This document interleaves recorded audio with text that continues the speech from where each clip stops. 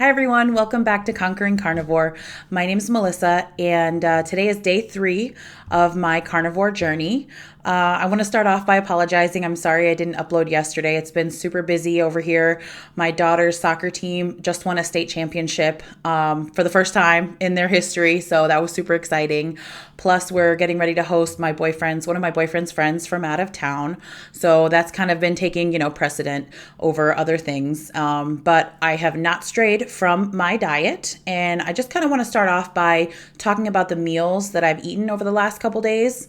And if you are into this kind of content, or you have any questions, or you want to just come along for the ride, please like and subscribe and share with all your friends. I really appreciate all your support. So we're going to start off with day 1. I had, for breakfast around 8:30, I had, braised pork shoulder. I would say it was somewhere between a quarter cup and a half a cup. And I braised that overnight in my crock pot on low, with a bunch of thyme, a bay leaf, chicken stock, salt and pepper. And before I actually braised it, I seared off the pork butt, to get like a nice brown crust on it, because I really like things that taste good. And so when you sear it, you get like this really beautiful crust, and then the flavor just deepens as it braises. So I had that in the morning with 3 hard-boiled eggs. I always have coffee. I love coffee. That's a non-negotiable for me. I can't not have it. So I'm not sure if it's 100% carnivore, but I'm still going to drink it. And I've been drinking it this whole time as I've been doing keto, and I've still lost weight. So that I'm never going to cut out of what I eat or drink ever. I actually really like coffee. So I had coffee with full fat cream. And then I use a sugar substitute. It's organic pure stevia. It's a really fine powder. I got it at Walmart, and it's kind of expensive, but it's because you don't need a lot. You need a very little bit, and it comes with this little tiny measuring spoon that just one little scoop is more than enough. And so that was breakfast at 8:30, then 8:39. Around 2 o'clock is when I started to feel kind of hungry. So I was like, okay, I'm going to have chicken thighs and bacon. So I cooked off 4 chicken thighs. I saved one for the next day. I ate 3 chicken thighs, boneless, skinless chicken thighs, and I had 3 slices of bacon, which was delicious. And then later on in the day, around 6:30 to 7, I was kind of a little bit more hungry. So then I ate a turkey chomp stick, and a little bit of whole milk mozzarella from Trader Joe's, which was delicious. And that held me off until the next morning. Day 2, I have it written down here so I don't forget and I don't give you the wrong information. I had 3 hard-boiled eggs with salt and pepper. I always have salt and pepper on deck for all of my hard-boiled eggs. I can't not have it. And then with the hard-boiled eggs, I also had the leftover chicken thigh, and which was really good. And that held me off until I want to say 1:30 or 2. And then for my lunch, I had the leftover braised pork shoulder, because there was enough for one more meal. And I had some pork rinds.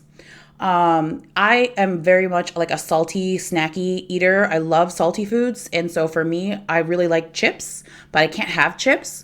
So a good alternative to that is pork rinds. And I've tried different kinds. Mac's brand of pork rinds is really good, and I just like their traditional.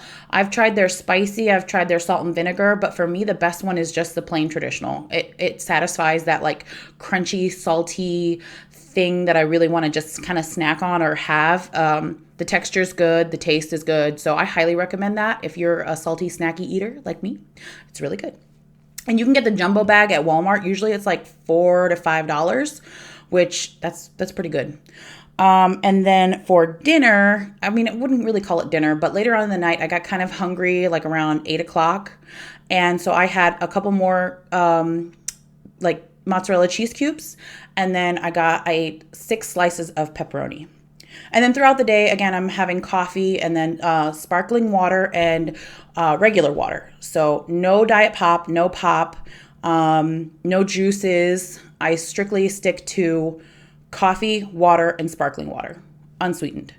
And that, that's good for me. I like the carbonated feeling that I get from the sparkling water, and the fact that there's no sugar is just a bigger plus.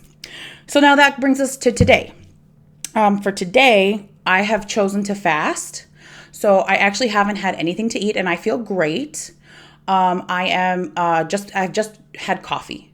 So the last thing I ate was like 8 o'clock last night. So I might have something 8 o'clock tonight. That would make it a 24-hour fast. But if I'm feeling good, then I'll probably just keep going until the next morning. I know you're like, what? You're fasting for more than a day? I know it sounds crazy, right? But actually, I feel good. And when people hear that you're going to fast for that long, they're like, oh my God, it's dangerous. You can't do that. It's actually not true. And we'll get into fasting and the rules and different things that your body goes through in another video. But I think that's going to wrap it up for right now. I just wanted to talk about the different meals that I've had. And then I'm going to keep documenting the meals moving forward. And I'm definitely going to be talking more in depth about what exactly makes up carnivore diet and what you can have, what you can't have, pros and cons, because this is a fairly new thing. There's not been that much research done. But overall, I feel like there's a lot of health benefits that can happen if you do it at least short term. Long term, we're still like the jury's still out. We still kind of have to figure out what happens with people.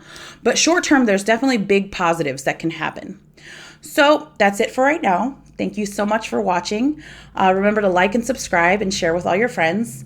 And I'll be back soon. Bye.